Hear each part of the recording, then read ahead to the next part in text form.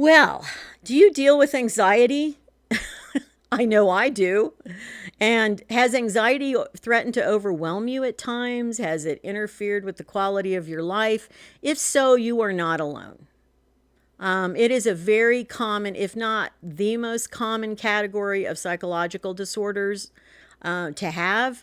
And anxiety is particularly prevalent, I believe, in the societies we live in today, especially if you live in a city, if you live in a more, if you're living a more hurried lifestyle, frantic, we have social media, we have all these things that complicate things that I think can make us even more anxious. So I think we live in one of the more anxious times, let's put it like that.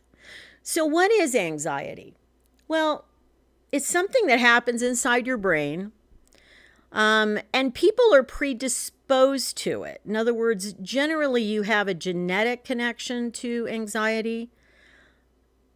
You also can learn it. So let's say you grow up in a family where everybody's really anxious and hyper and stuff all the time. Well, you can kind of learn the behavior as well, even if you don't inherit some of the tendency. And basically, it's kind of the flip side of depression, where instead of being your nervous system being reduced or tamped down, it's basically hyped up. You get very nervous about things that maybe would not make an average person nervous. Okay. Now, there are several types of anxiety disorders. The one that I deal with the most is generalized anxiety disorder, which is, I don't know if it's the most prevalent, honestly, as far as statistics go, but generalized anxiety disorder is very common. There's also obsessive compulsive disorder, or it's known as OCD. That's fairly common, at least in milder forms. Having a more severe form of OCD is a lot less common. There's also panic attacks or panic disorder, and there's even phobias. So those are just some of the anxiety disorders that exist. As I think I've discussed in other videos, I actually came by anxiety through genetics and or learned behavior, most likely both. And my mother was very anxious. And I really, she just was nervous and she was a worrywart. She used to call herself a worrywart. But she was always just very anxious about things. And in fact, later in life, she turned to alcohol to deal with that, which was not a great solution for her. And so she was really miserable the last probably 25 years of her life because of that. But I also had anxiety on the other side of my family. My father's mother also was very anxious, and there were people on that side of the family that had a lot of anxiety as well. So, I come by it honestly, let's say.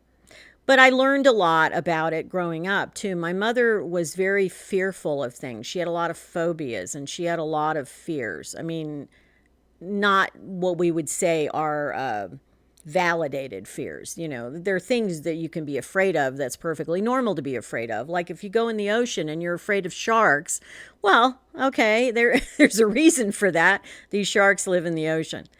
But she would have completely outrageous fears. And so I'm fortunate in that some of the fears that I learned from her as a child, I was able to really outgrow and to be able to put those aside by the time I was maybe 30 years old. So I don't deal with the level of fears my mother had. I do have obviously some fears. Most people do.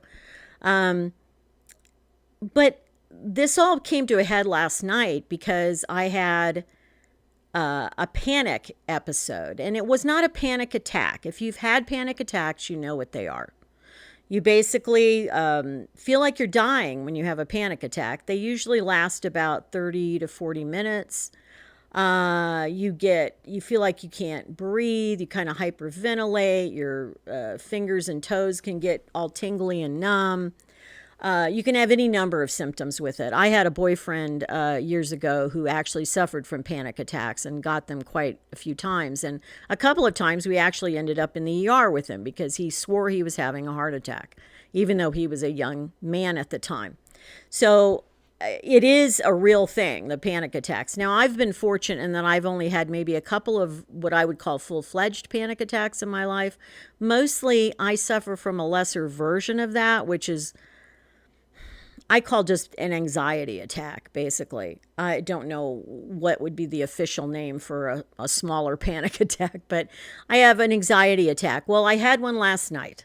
And so that's kind of what prompted me doing this video today. I thought, well, this is timely. I might as well, talk about that.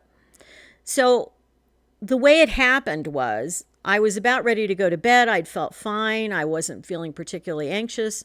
And then I kind of felt it. And the way it happens with me is I get kind of waves of anxiety that wash over me that last a few minutes, and then it kind of subsides for maybe 10 or 15 minutes, and then it kind of washes over me again, and it'll make me feel kind of feeling of out of control, very worried, very fearful, but for no reason. And my heart rate may not even necessarily increase when I get these. It's unlike a real panic attack where normally your heart will start beating faster. Don't even necessarily get a rapid heart rate with it. But it's not a good feeling. It just feels I feel kind of sick inside, but not like I'm really nauseous or anything. It's just this weird, sick feeling. Well, I've had them off and on many times, so, I should be familiar with them by now. But anyway, they're a bummer when you're trying to go to bed and you're sleepy and you're tired and you're like, I just want to go to sleep. But when you're feeling like this, you can't sleep. You just can't. And so I struggled with it, and I tried just some deep breathing, which really wasn't enough, and it didn't really take care of it.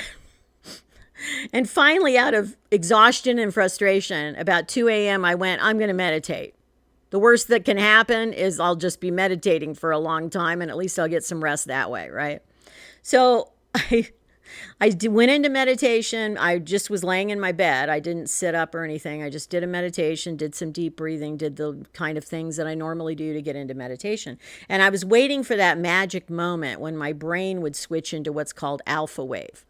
When you're going to sleep or when you're meditating or doing some other things, your brain will move from what's called beta wave, which is the brain wave we have when we're awake, to alpha wave. And alpha wave, if you're really experienced at doing this, you start being aware. You know exactly when it switches. It's almost like somebody, flips a light switch or flips it off, and all of a sudden you're in this other state.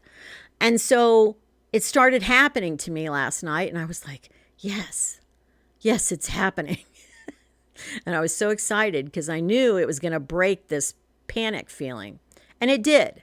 And I made sure I stayed in meditation for probably about another 15, 20 minutes, just enjoying that feeling. It had kind of knocked out the panic.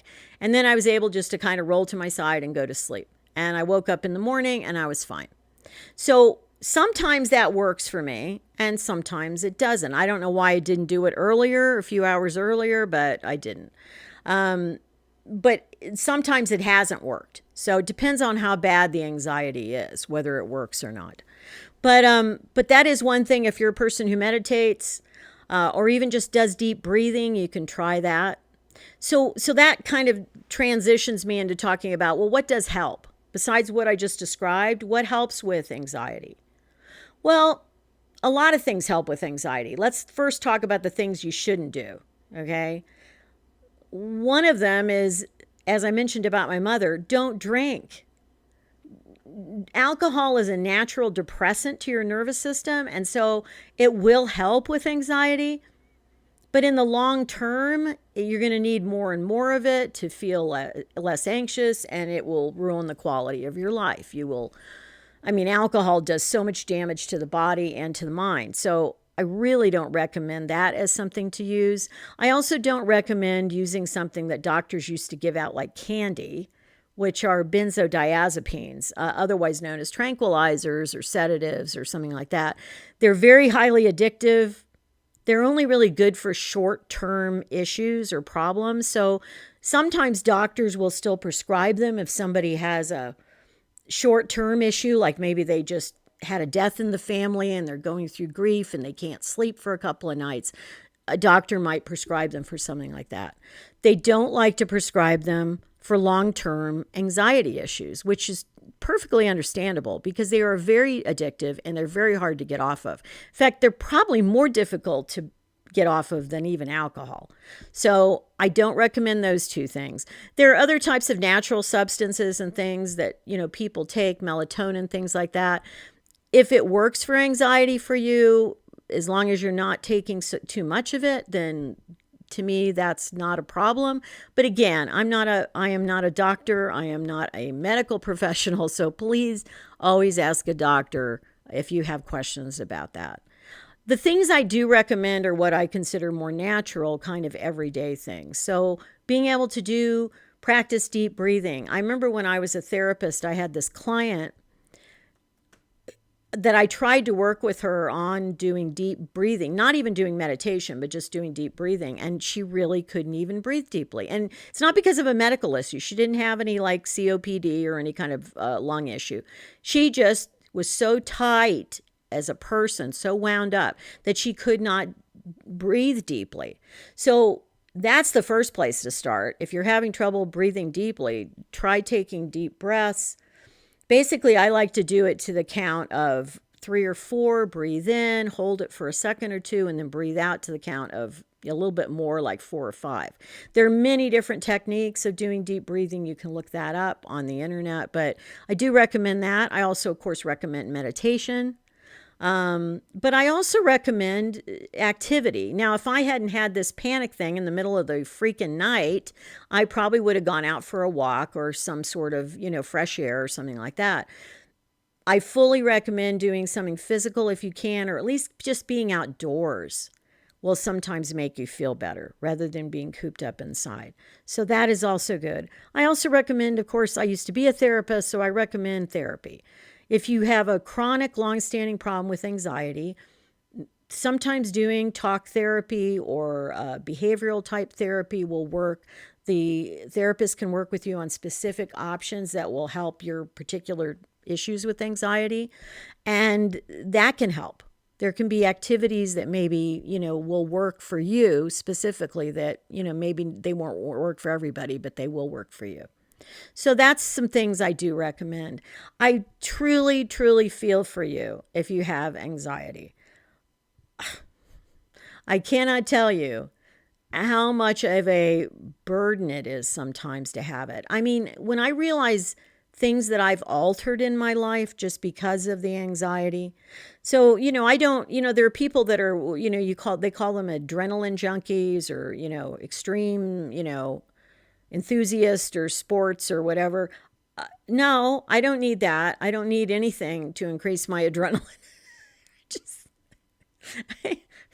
just having a strange, stressful day will increase my adrenaline. I don't need to go out and provoke that. But yeah, that's me. So anyway, I hope this has helped today to talk a little bit about this. I'm sure I'll talk about this in other respects in other videos as time goes on. But I just wanted today to touch on this to have you know that I do understand. If you're dealing with anxiety, I do understand. I do empathize with you. I do hope that you find ways that will work for you to reduce the anxiety in your life. So until next time, be well. Keep moving forward. Take care. Bye.